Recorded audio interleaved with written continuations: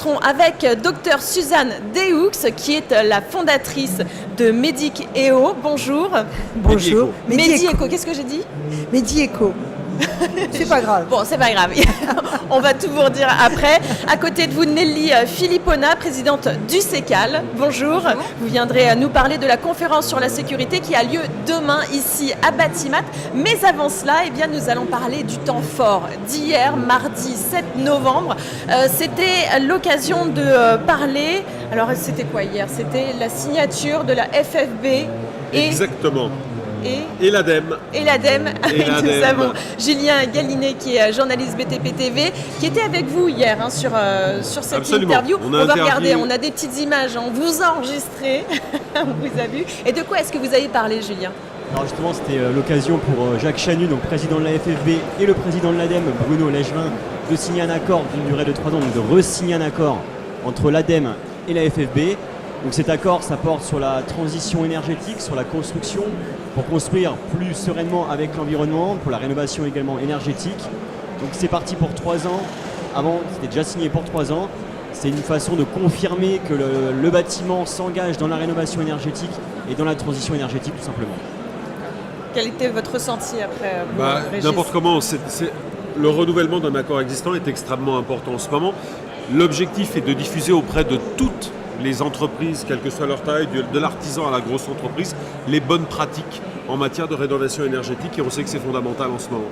On sait, ils sont juste derrière, la FFB, on a vu un peu cette signature de loin, on a été un peu témoin de tout ça. Et le président de la FFB a bien confirmé qu'il n'y ait pas d'objectif chiffré, que c'était vraiment une sorte de motivation, d'un élan porté par, comme disait Régis, tous les artisans, de montrer un réel soutien et que tout le monde aille dans le même sens, dans la même direction pour la transition énergétique. Il a insisté là-dessus sur le fait que la problématique n'était pas tant les objectifs chiffrés qui existent par ailleurs, les grandes valeurs sont suffisamment diffusées pour que tout le monde les connaisse, mais qui était plutôt d'infuser les bonnes pratiques au quotidien sur tous les chantiers. Et c'est ce à quoi la FFB s'engage avec l'ADEME en signant cet accord. Exactement. Ça, c'était le temps fort de ce mardi 7 novembre. Je vous parlais donc d'un programme chargé. Je vous préannonçais donc nos premiers invités, mais nous aurons aussi Rose Colombel qui viendra nous rejoindre pour nous parler des initiatives que la CEMEX prend pour faire de la prévention santé auprès de ses employés. Nous recevrons également sur ce plateau Joël Poix, qui est le responsable mission, prévention et performance. Et enfin, 2 invités, 2 industriels qui nous présenteront des produits dédiés à la sécurité et la sûreté. C'est Stéphane Mikonov, directeur général de Uvex Ukel, et enfin Philippe Guérin de chez Testo, les managers général instrumentation. Mais tout de suite, nous allons recevoir nos premières invités. Absolument. Bonjour mesdames. Bonjour monsieur. On va commencer par vous, Dr Suzanne Dehoux. Quelles sont vos actions en ce moment ? Alors les actions sont très nombreuses, puisque en fait Medieco est une structure d'ingénierie de santé dans le bâtiment, un nouveau métier, c'est un nouveau bureau d'études. Donc nous, ce qui nous intéresse, c'est que le bâtiment soit performant en remplissant sa finalité d'être un espace de vie sain. Donc c'est important, parce que la finalité du bâtiment, c'est pas de protéger l'environnement, c'est d'abord d'offrir un espace de vie sain. Donc tout est orienté vers ça, mais à toutes les phases.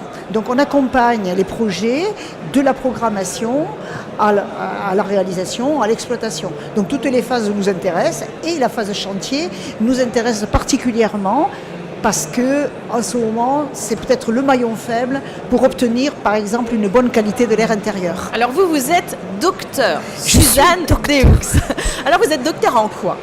Je suis médecin et ORL. Donc c'est parce que j'ai exercé pendant 15 ans l'otorhinolaryngologie que j'étais confrontée à la montée des maladies allergiques et que je me suis dit, mais je vais passer mon temps à prescrire toujours les mêmes médicaments, je serai toujours en aval de la maladie, et si on pouvait essayer d'être en amont de la maladie, ça serait bien. Donc c'est comme ça que je me suis intéressée, mais pourquoi on a cette augmentation des maladies allergiques? On a 20% de la population qui est allergique maintenant en France, et qu'est-ce qu'on fait?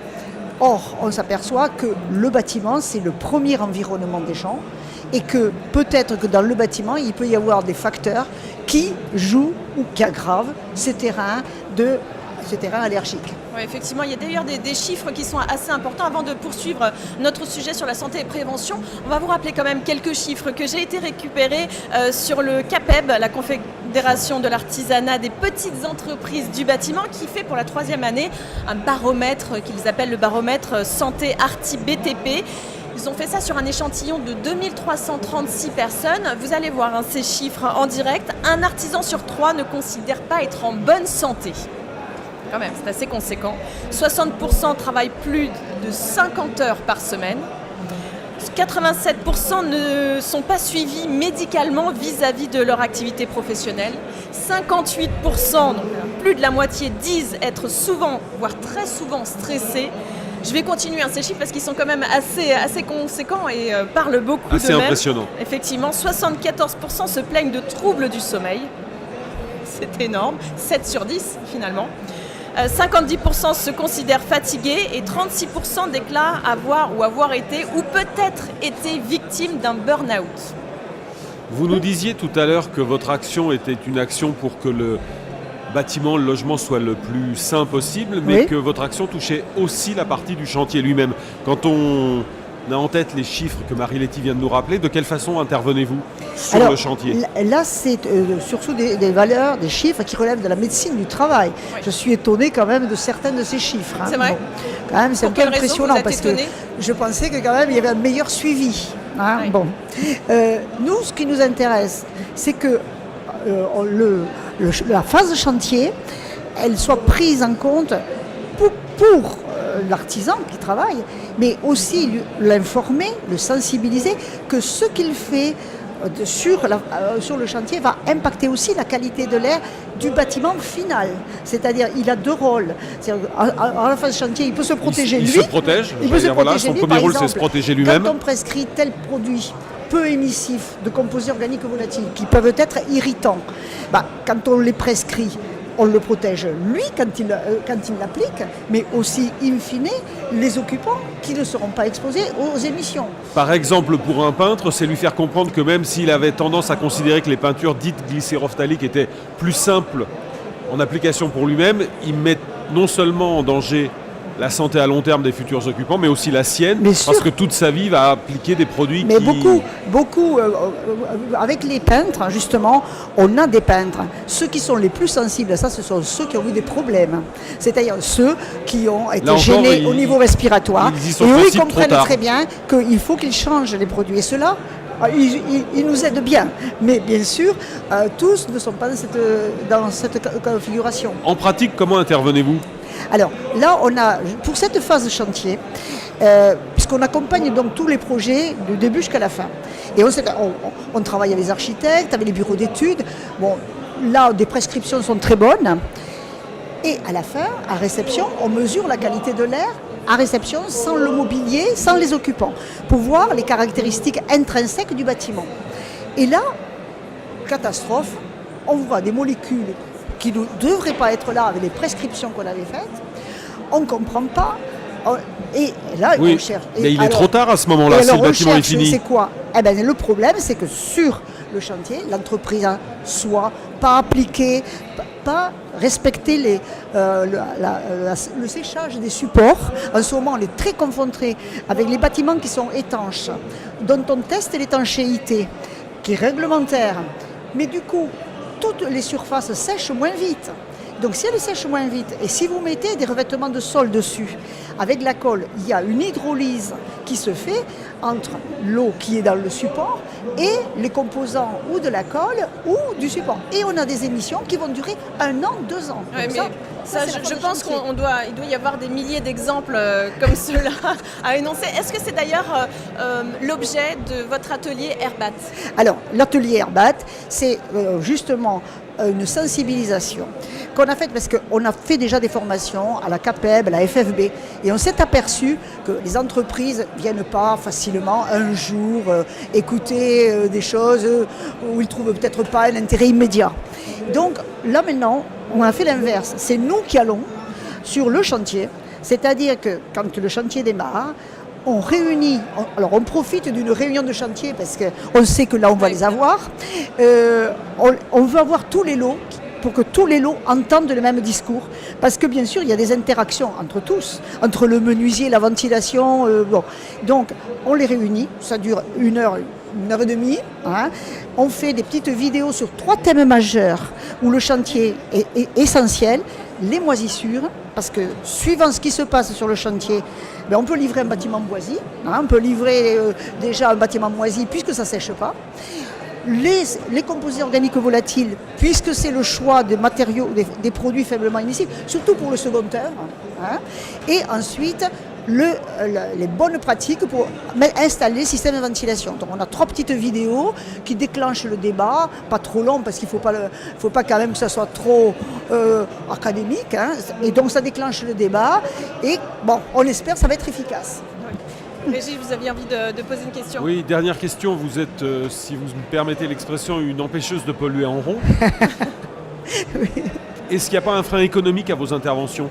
Comment ça se passe? Parce qu'on sait que c'est au final le nerf de la guerre. Alors, c'est évident, dès qu'on propose quelque chose de supplémentaire, bien sûr, tout de suite, on dit combien ça coûte. Bon. Alors, comme là, on rôde assez bien le projet, on est bien sûr soutenu par l'ADEME sur ce projet-là. Je pense que c'est pas, le surcoût de ces ateliers Airbat n'est pas énorme. Par rapport au coût total du bâtiment, on peut même dire que c'est marginal. Bien sûr, si c'est 900 ou 1000 euros, l'intervention... Non mais je pense qu'il fallait le préciser, je pense que c'est important que les gens sachent que c'est pas, c'est pas une intervention qui va alourdir le coût de la construction. Par contre, au contraire, ça va éviter des problèmes ultérieurs. Parce que quand on ne sèche pas bien un support, et qu'il faut 2 ans après enlever tous les revêtements de sol. Parce que pendant 2 ans, les gens ont eu des alcools qui ont irrité leurs yeux, leur nez. Ça coûte cher. Eh oui, mais la plus grande richesse, c'est quand même la santé, hein. N'est-ce pas, Régis? Ouais, on dit qu'elle n'a pas de coût, effectivement. Et il y avait un dernier point sur lequel vous vouliez qu'on aborde aujourd'hui, c'était l'urbanisme favorable à la santé. Alors c'est vrai que c'est peut-être un peu en dehors du sujet, mais en quelques mots. En fait, pour l'instant, on s'intéresse beaucoup à la relation bâtiment-santé. Même si ce n'est pas parfait, il y a quand même une sensibilisation. Or, un bâtiment, il n'est pas tout seul comme ça planté dans la nature. Il est au sein, bien sûr, d'une ville, d'un aménagement urbain. Et bien sûr que ce que l'on vit dans le bâtiment dépend de ce qu'il y a à l'extérieur.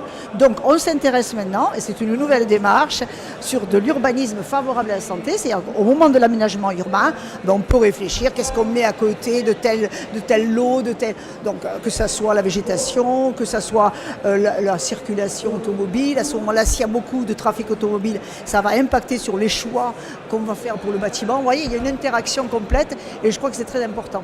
Vous êtes un médecin très investi, très passionné par la santé. Sûr. Et par la prévention. C'est ce qui est important. Merci beaucoup. Où est-ce qu'on peut retrouver cet atelier Airbat? Pardon? Où peut-on retrouver l'atelier Airbat? Alors, atelier Airbat, je pense que même ça va être diffusé très largement, puisque nos vidéos que nous avons préparées, on veut essayer d'en faire un CD, un support autoportant, où ça pourra se faire dans les entreprises directement. Donc, si vous voulez, pour l'instant, c'est physiquement, on a fait Nouvelle-Aquitaine, Pays de la Loire, Rhône-Alpes, mais bien sûr qu'on peut les faire partout. Mais après, on n'a pas le don d'ubiquité, donc on ne peut pas être partout à la fois. Donc il faut bien diffuser, que la matière puisse être diffusée rapidement. Et ça, on y travaille. Merci infiniment. Merci beaucoup.